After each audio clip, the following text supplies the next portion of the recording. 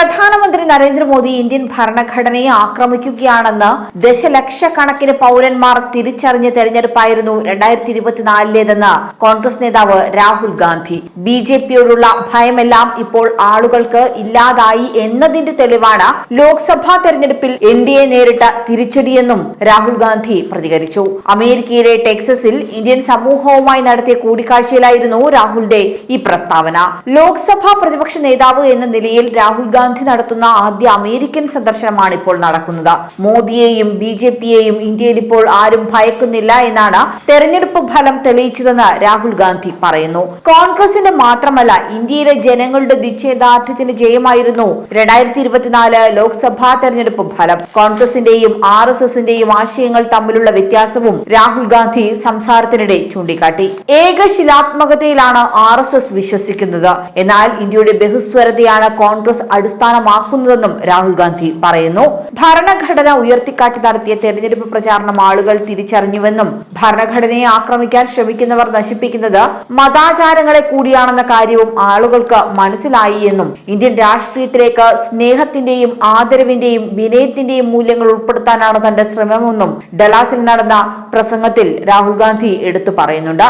Texas സർവകലാശാലയിലെ വിദ്യാർത്ഥികളുമായും അമേരിക്കയിലെ നിയമനിർമ്മാതാക്കളുമായും ആശയവിനിമയം നടത്തുകയായിരുന്നു Rahul Gandhi.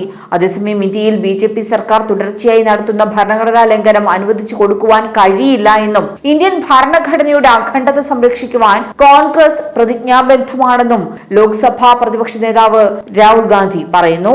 ഡലാസ് Irwin Toyota music ഫാക്ടറിയിൽ ഇന്ത്യൻ ഓവർസീസ് കോൺഗ്രസ് സംഘടിപ്പിച്ച സ്വീകരണ സമ്മേളനത്തിൽ സംസാരിക്കവെയാണ് രാഹുൽ ഗാന്ധി ഇക്കാര്യങ്ങൾ പറഞ്ഞത്. ഇന്ത്യയിൽ ബിജെപി സർക്കാർ തുടർച്ചയായി നടത്തുന്ന ഭരണഘടനാ ലംഘനം അനുവദിച്ചു കൊടുക്കാൻ കഴിയില്ല എന്നും ഇന്ത്യൻ ഭരണഘടനയുടെ അഖണ്ഡത സംരക്ഷിക്കുവാൻ കോൺഗ്രസ് പ്രതിജ്ഞാബദ്ധമാണെന്നും രാഹുൽ ഗാന്ധി പറയുന്നുണ്ട്.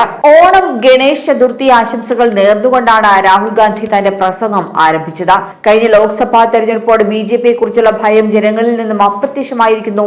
സ്നേഹം, ബഹുമാനം, താഴ്മ എന്നീ സദ്ഗുണങ്ങൾ ഇന്ത്യൻ രാഷ്ട്രീയത്തിൽ നിന്നും അന്യമായിക്കൊണ്ടിരിക്കുന്നു.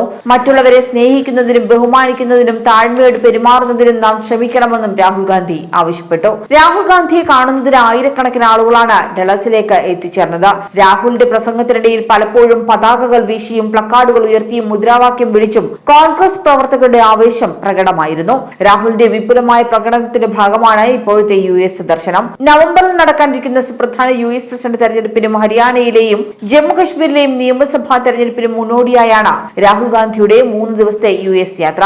2024 ലോക്സഭാ തെരഞ്ഞെടുപ്പിന് ശേഷം ഇതാദ്യമായാണ് രാഹുൽ ഗാന്ധി അമേരിക്കയിലെത്തുന്നത്. ഡലാസ്, ടെക്സസ്, വാഷിംഗ്ടൺ എന്നിവിടങ്ങളിലായിരിക്കും രാഹുൽ ഗാന്ധി സന്ദർശനം നടത്തുക.